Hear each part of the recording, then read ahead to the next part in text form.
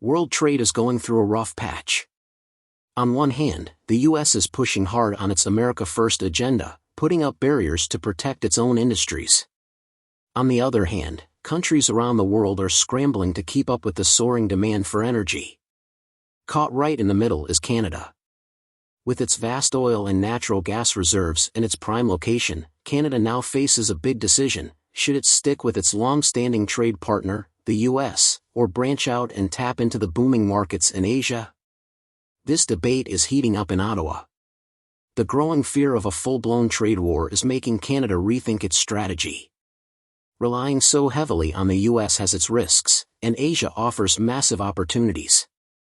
But breaking into that market isn't as simple as flipping a switch. So, what's driving Canada to look east? Who are its biggest competitors there?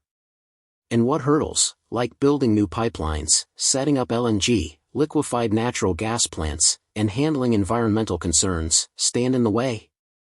For decades, Canada has played it safe, sending most of its energy exports straight to its neighbor down south. It made sense: close proximity, easy pipeline access, shared language, and solid political ties. But things started to shift when Donald Trump introduced tough trade policies, slapping extra tariffs on Canadian steel and aluminum and threatening more, especially in the auto industry. This rattled Canada. The thought of depending so heavily on one market suddenly seemed risky. One wrong move, one political fallout, and Canada could take a serious hit. Let's take a quick pause and answer this question: should Canada bow to Trump's demands and become the 51st state and avoid tariffs? Or should Canada use its resources and also fight back with tariffs? Let us know what you think in the comments section below. While Canada and the US still call each other friends, the growing tensions of a trade war are making Ottawa nervous. Meanwhile, over in Asia, the hunger for energy keeps growing, especially in countries like China, India, Japan, and South Korea. These nations usually rely on heavyweights like the Middle East and Russia for oil and gas, but they're also looking for stable, reliable suppliers. That's where Canada sees an opening.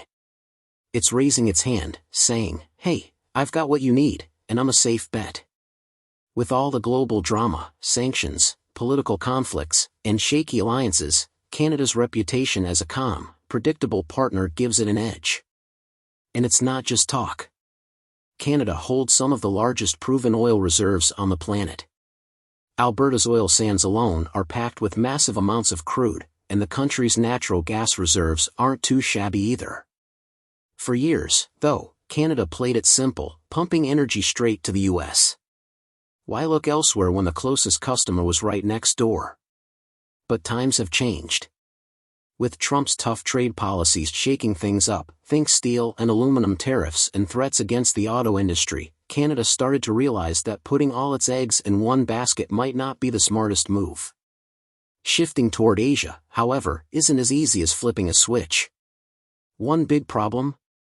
Infrastructure. Canada's west coast doesn't have the kind of massive ports or pipeline networks needed to easily ship energy across the Pacific. That's why big projects like expanding the Trans Mountain Pipeline and building LNG, liquefied natural gas terminals, are in the works. If these projects get finished, Canada could send its oil and gas directly to Asian markets by ship. But nothing's ever simple. These projects come with a hefty price tag, environmental concerns, and the need to respect Indigenous land rights, all of which have slowed things down. Still, with the growing pressure from trade tensions, there's a push to speed things up. Trump's Make America Great Again policies, especially his use of tariffs to shield US industries, have been a major wake-up call for Canada. Canada has always seen itself as a friendly neighbor to the US, especially when it comes to trade. So when Washington slapped tariffs on Canadian steel and aluminum, it felt like a slap in the face. Sure, there were some exemptions and quotas tossed in later, but the trust was already shaken. Ottawa couldn't help but ask, after all these years of working together, why hit us with penalties? This tension made Canada realize something big: if the US ever decided to target Canadian oil or natural gas with similar tariffs, it could be disastrous. That thought alone pushed Canada to seriously explore new markets, especially in Asia. Why Asia? Because it's where energy demand is booming. Countries like China and India, with their fast-growing industries and massive populations, need more and more oil and gas. Even long-time energy buyers like Japan and South Korea are on the hunt for fresh, stable suppliers to avoid putting all their eggs in one basket. That's where Canada sees its chance. While heavyweights like the Middle East and Russia already dominate the market, Canada offers something different: political stability, fewer geopolitical headaches, and a reliable supply chain. But there's a catch. Canada's west coast doesn't have the infrastructure needed to ship energy across the Pacific on a large scale. To fix that, Canada is working on expanding the Trans Mountain pipeline. Right now, there's a pipeline in place, but it can't handle the volume needed for serious exports. The expansion aims to boost its capacity to nearly 890,000 barrels of crude oil per day. Once the oil reaches the Burnaby terminal near Vancouver, it can be loaded onto ships bound for Asia. However, this hasn't been a cheap or smooth process. What started as a $5 billion project has ballooned to $21 billion, thanks to construction delays and rising costs, forcing the government to step in and keep it afloat. Still, Ottawa believes it's worth it. Getting locked into the U.S. market just feels too risky now. But oil isn't the only focus. There's also liquefied natural gas, LNG. While Canada has plenty of natural gas, its ability to export LNG is still pretty limited. Meanwhile, the U.S. has been crushing it, massively expanding its LNG exports and shipping to markets all over Europe and Asia. Canada doesn't want to be left behind. That's why it's backing major projects like LNG Canada in British Columbia. Spearheaded by Shell and other partners, the project is pouring billions into building a massive LNG plant. Once it's up and running, Canada's natural gas will be cooled into liquid form, loaded onto ships, and sent across the Pacific. The hope is to lock in long-term deals with energy-hungry countries like Japan, South Korea, and China, securing Canada's spot as a key LNG supplier. Of course, none of this comes without challenges. Indigenous communities have raised concerns about the environmental and cultural impacts of these massive energy projects. Many fear the risk pipelines pose to their lands and ecosystems, leading to legal battles and protests that have slowed progress. The Canadian government is walking a tightrope. On one side, it's dealing with pushback from Indigenous communities worried about the impact of pipelines on their land and way of life. To ease tensions, Ottawa is putting compensation deals, safety measures, and environmental protections on the table. On the other side, environmental groups are sounding the alarm over Canada's oil sands. Extracting crude from these sands is carbon-heavy, making it a major target for climate activists pushing for cleaner energy. So while Canada is eager to expand its energy exports, especially with the looming threat of trade tensions with the U.S., it can't ignore the growing pressure to go green. But here's where things get interesting. Asia's energy needs are skyrocketing. China is the world's largest oil importer, and India's fast-growing economy is hungry for more energy every year. Japan and South Korea, meanwhile, have long relied on oil and gas from the Middle East. But recent global shakeups have made them rethink that strategy. They want to spread out their energy sources to avoid getting caught in future supply chain shocks. This is where Canada sees its big break. With its reputation as a stable democracy and a low risk of sanctions or geopolitical conflicts, it can offer Asian countries long-term, reliable contracts, something buyers love. But there's a catch: price and distance. Middle Eastern oil has a shorter, cheaper route to Asia. Canadian oil, on the other hand, has to travel farther by sea, which adds to shipping costs. However, stability has its price. With the fallout from the Russia-Ukraine war, some Asian countries are looking to limit their reliance on Russian energy, either to align with Western sanctions or simply to reduce risk. Japan and South Korea, in particular, are eyeing safer alternatives. While China and India still scoop up discounted Russian oil, there's a growing mindset among some refiners: let's not put all our eggs in one basket. Canada sees this as an open door.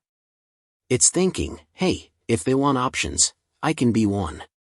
Trump's trade war didn't start Canada's shift toward Asia, but it definitely hit the gas pedal. For years, Canada toyed with the idea of branching out beyond its cozy trade relationship with the US.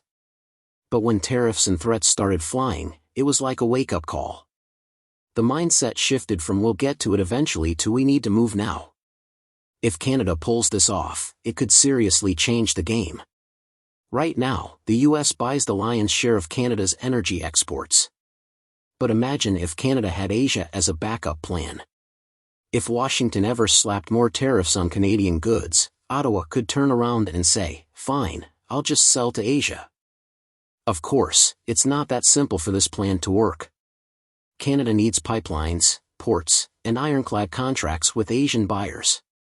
That's why Canadian officials have been hopping on planes to Tokyo, Seoul, New Delhi, and Beijing, trying to ink deals and sweeten the pot with investment perks. Some industry experts argue this move is way overdue. Canada should have been diversifying years ago, but better late than never. Still, the competition is stiff. Middle Eastern oil enjoys cheaper shipping routes to Asia, giving it a natural edge. And Russia, desperate for cash due to war-related sanctions, is offloading oil to China and India at bargain prices. So where does that leave Canada? It's leaning hard into its image as a stable, democratic supplier with fewer geopolitical risks. Plus, Canadian producers are pitching their oil as a cleaner alternative. Though let's be real, it's still oil. But even with these selling points, price matters.